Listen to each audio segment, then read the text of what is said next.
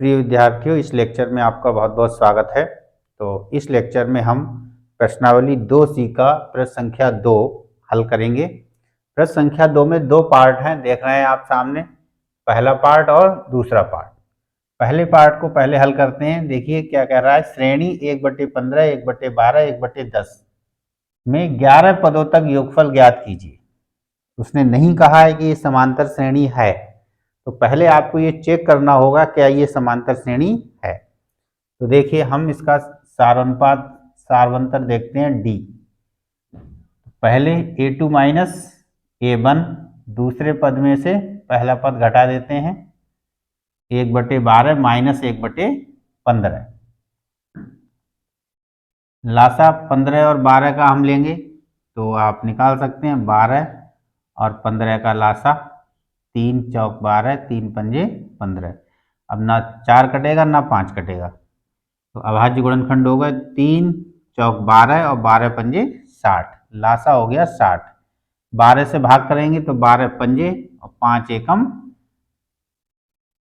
5, minus का निशान। 15 से भाग करेंगे, 15 चौक 60 और 4 एकम 4। उम्मीद करते हैं भिन्ने हल करनी आती होंगी, नहीं आती हैं कमेंट करिए कि सर भिन्ने अच्छे से नहीं आती हैं, अलग से आपको समझा दिया जाएगा। 5 माइनस 4/7, 5 में से 4 घटाएंगे 1/60। ठीक, अब a3 माइनस a2 कर लें। देखें 1/10 माइनस 1/12, 12 और 10 का लासा निकाल लीजिए अलग से। 2 पंजे 10 और 2 छंग 12। ठीक, तो यहाँ भी 2 पंजे 10 और 10 छंग 60। लासा कितना आ गया 60। फिर यहाँ 10 से भाग करेंगे, 10 छंग 60 और 6 एकम 6, माइनस 12 पंजे 60 और 5 एकम 5। फिर ये आ गया 1/60, यानी कि सारवंतर हमारा बराबर आ रहा है। तो हम कहेंगे यह एक समांतर श्रेणी है। अतः यह एक समांतर श्रेणी है। अब समांतर श्रेणी है तो 11 पदों तक हमें क्या करना है, योगफल ज्ञात करना है। तो सूत्र आ जाएगा Sn बराबर n/2, 2a plus n minus 1 into D. n की जगह कितना 11, 11/2, 2 गुणा a का मान पहला पद कितना 1/15, तो 1/15 प्लस n माइनस 1, 11 में से 1 घट गया 10, और d का मान हमारा कितना निकल गया है 1/60। 11/2, तो ये हो गया 2 एकम 2, 2/15 प्लस, यहाँ 0 से 0 काटना चाहो काट सकते हो, नहीं तो 10 एकम 10/60। ठीक, लासा ले लीजिए। यहाँ पर लासा आपका आ गया 60 और 15 का लासा 60। 15 से 15 चौक 60, 4 बार गए, 4 दूनी 8, प्लस 60 एकम 60, एक बार गया, 1 की 10 से गुणा 10, तो ये हो गया 11/2, ब्रैकेट हटाएंगे, गुणा आ जाएगा 10 और 8 18/60। 2 से काट लीजिए, 2 नेम 18, 3 से काट लीजिए, 3 तिया 9 और 3 दूनी 6 और 0, तो 11 और 3 की गुणा 33, 11 तिया 33, इधर लिख लीजिए, बटे में 20, तो 33/20। ये आपका आ गया S11। 11 पदों का योगफल कितना आ गया 33/20, और यही आपका इस क्वेश्चन का आंसर होगा। ठीक है, तो इस तरीके से इसे हल करते हैं। पहले हमें चेक करना है कि समांतर है या नहीं। यदि सवाल में नहीं दिया है और सवाल में दिया है तो कोई दिक्कत नहीं, सीधे प्रथम पद और सारवंतर निकाल के सूत्र लगा देंगे। अब इसका हम सेकंड पार्ट देखते हैं। सेकंड पार्ट देखिए क्या कह रहा है। सेकंड पार्ट में 636 योग प्राप्त करने के लिए, यानी कुछ पदों का योगफल हमें दे रखा है 636।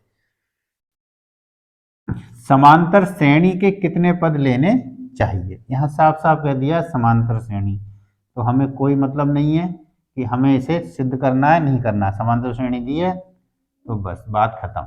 हल a बराबर हो गया 9, d बराबर प्रथम पद 9, 17 में से 9 घटा दिए, कितने हो बचे 8, तो सार्वंतर 8 हो गया। अब कितने पद लेने चाहिए, यानी ये पूछ रहा है कितने पदों का योगफल 636 होगा। तो हम मान लेते हैं, माना n पदों का योगफल, माना n पदों का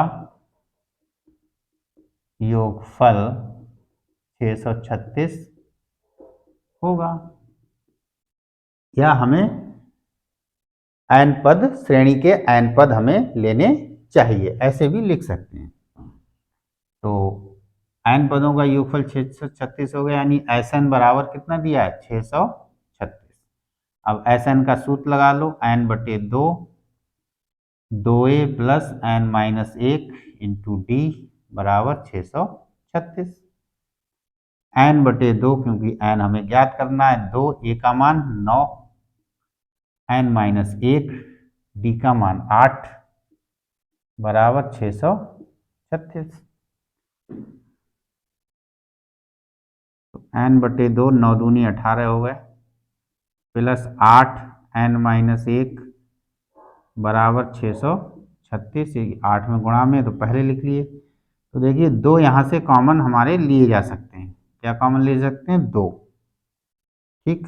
तो 2 हम यहाँ से कॉमन लेके इस 2 से काट देंगे, n बटे 2, 2 कॉमन ले लिए तो 9 बचे, 4 बचे, n माइनस 1, 2 से 2 कट गए, n से गुणा करा लो तो 9n हो गए, प्लस 4n हो गए, n माइनस 1 बराबर 636। 4n की गुणा कराओ, 9n ऐसे ही 4n की गुणा कराएंगे तो 4n की घात 2 माइनस के 4n बराबर 636। अब 4n की घात 2 को पहले लिख लीजिए, ठीक है, 4n की घात 2, 9n माइनस 4n, 9 में से 4 घटे 5n बच गए, 636 को इधर ले आओ तो माइनस 636 बराबर 0। अब ये आपकी एक द्विघातीय समीकरण बन गई। इस द्विघातीय समीकरण को आपको हल करना है, जो कि आप पिछले चैप्टर्स में सीख चुके हैं। तो अब इसे हम द्विघातीय समीकरण को हम हल करेंगे। इसमें आपने कई सारे विधि पढ़ी थी, एक तो गुणनखंड विधि पढ़ी थी और एक आपने श्रीधराचार्य सूत्र से हल करना सीखा था। तो गुणनखंड विधि में अगर हम 4 और 636 की गुणा कराएंगे, फिर हमें घटाने पर 5 प्राप्त होना चाहिए। या हम सीधे श्रीधराचार्य सूत्र लगा लेते हैं, श्रीधराचार्य, या इसे हम क्या बोलते थे, द्विघात समीकरण का सूत्र, ये भी इसे हम बोलते थे। देखें, तुलना करा लीजिए श्रीधराचार्य सूत्र की, a बराबर 4, b बराबर 5 और c बराबर माइनस 636। सूत्र हमारा होता था, यहाँ पर n है तो n बराबर minus b plus minus under root b square minus 4ac बटे 2a, minus 5 plus minus b square यानी 25 माइनस 4, a का मान 4 और c का मान माइनस 636 बटे 2 गुणा 4, माइनस 5 प्लस माइनस वर्गमूल 25, माइनस और माइनस की गुणा प्लस, 4 चौक 16, 16 की गुणा 636 से, तो 636 की गुणा 16 से, 6 चंग 36 हासिल 3, 6 3 18, 19 20 1 21 हासिल 2, 6 चंग 36 38, 1 6 1 3 1 6, 6 6 1 7, 8 2 10 11 का 1 हासिल 6 3 9 1 10। ठीक, 16 का पढ़ा नहीं आ रहा तो ऐसे कर लेंगे, 10 17 6, और याद है तो डायरेक्ट कर लेंगे, 2 चौक 8।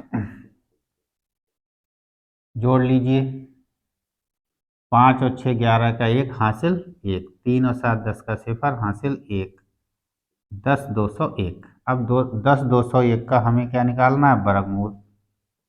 10 201 का वर्गमूल। ठीक है, जोड़े बन गए, 1 एकम 1, 0 2 उतार लिए, 1 और 1 को जोड़ लिया 2,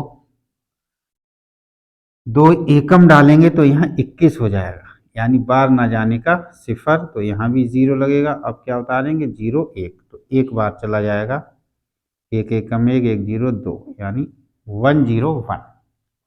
ठीक, वर्गमूल निकालना आना चाहिए। कक्षा 8 में आपको खूब अच्छे से पढ़ाया गया है वर्गमूल। -5 प्लस माइनस 101 बटे 8। ठीक, n। अब देखिए, यदि हम n यहाँ पर ऋणात्मक लेंगे तो माइनस और माइनस जुड़ के n का मान ऋणात्मक आएगा। n हमारा पदों की संख्या कभी भी ऋणात्मक हो नहीं सकती, तो हम सिर्फ धनात्मक प्लस चिन्ह लेंगे और वही हमारा आंसर हो जाएगा। -5 प्लस 101 बटे 8। देखिए कितना आएगा, 11 में से 5 घटाएंगे 6 बचेगा, यहाँ रह गया 9, 96, 8, 8 से काट लीजिए, 8 एकम 8, 8 एकम 8, 8 दूनी 16, तो n बराबर आपका आ गया 12 पद। यही आपका आंसर होगा कि 12 पदों का योगफल हमारा 636 होगा। ऋणात्मक वाला यदि आप दिखाना चाहते हैं तो आप उसे दिखा सकते हैं इस तरीके से। इधर देख लीजिए, यहाँ पर माइनस चिन्ह लेंगे आप। ठीक है, तो माइनस चिन्ह लेने पर n बराबर कितना हो जाएगा? -5 माइनस 101 बटे 8, माइनस के हो जाएंगे 106 बटे 8। अब ये पहले तो कटेगा नहीं और दूसरा ऋणात्मक भी है, तो हम कहेंगे यह संभव नहीं है, यह संभव नहीं है। ठीक, तो ऋणात्मक चिन्ह इसलिए हम लेंगे नहीं, सिर्फ धनात्मक चिन्ह लेके n बराबर 12 हमारा एक्चुअल आंसर होगा। अच्छा प्रश्न था। यहाँ पर हमारे 2 चैप्टर्स के हमारे जो रूल्स हैं वो यूज हो गए। एक तो समांतर श्रेणी यूज हो गया और दूसरा पिछले चैप्टर से हमारा द्विघातीय समीकरण के नियम हमारे यूज हो गए। तो इस तरीके के प्रश्न थोड़ा इंपॉर्टेंट हो जाते हैं, जहां एक ही प्रश्न के अंदर 2 या 3 चैप्टर्स के रूल्स अप्लाई हो जाते हैं। ठीक है, तो ये एक आपका अच्छा प्रश्न है, इंपॉर्टेंट प्रश्न है, ऐसे प्रश्न आपको करने चाहिए। ठीक है, आज के लिए आपका एक यही प्रश्न रहेगा। अगला प्रश्न आपको नेक्स्ट लेक्चर में मिलेगा। तब तक पढ़ते रहिए, खुश रहिए, धन्यवाद।